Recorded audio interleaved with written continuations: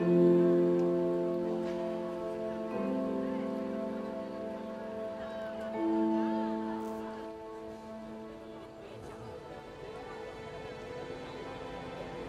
look and you marvel.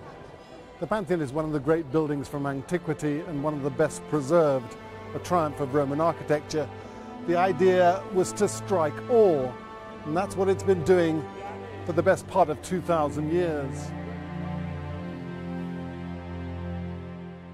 The Emperor Hadrian, who built it, spent extravagantly. Just look at the columns in the portico. White marble bases come from Greece. The marble capitals right at the top are from northern Italy.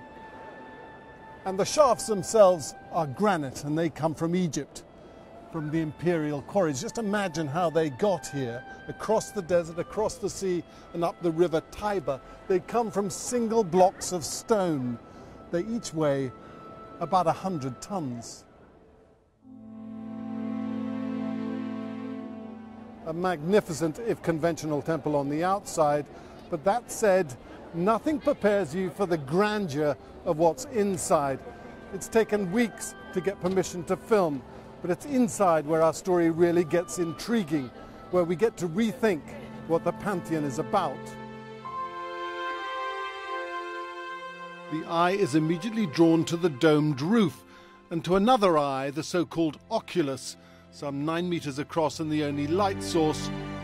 Scholars have long struggled to explain why it's there, but now we've been offered a stunning new theory. It comes from a relatively new field of science, archaeoastronomy, the study of ancient monuments and the heavens. Giulio Magli is a professor at Milan Polytechnic. One thing about the building struck him immediately. You will never see the facade of the Pantheon illuminated by the sun. That's extraordinary. It's extraordinary. It's extraordinary. It gives you a sense of cold. It's like the monument is cold.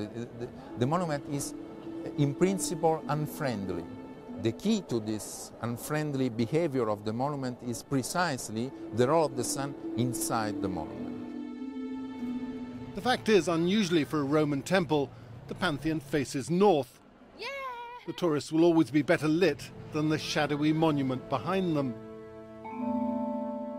Professor Magli and a classics professor from New Zealand's Otago University, Robert Hanna, analysed the movement of the light beam inside, and they concluded that the Pantheon acted for ancient Romans as a sort of colossal sundial. It's self-evident that the Pantheon was exactingly engineered.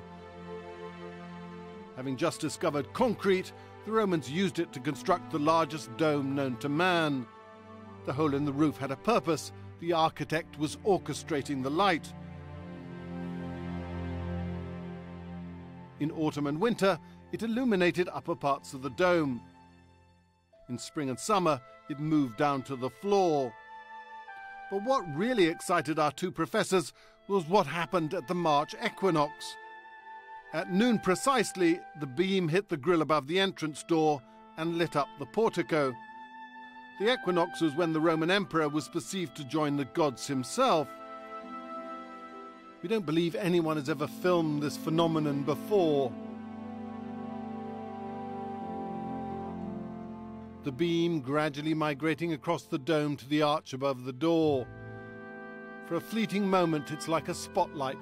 The arch is precisely outlined. The light then filters through the grille, and ultimately on April the 21st, the traditional date for the foundation of Rome, it floods the portico. The professor and I moved out of the shadows and into a pool of brilliant April sunshine.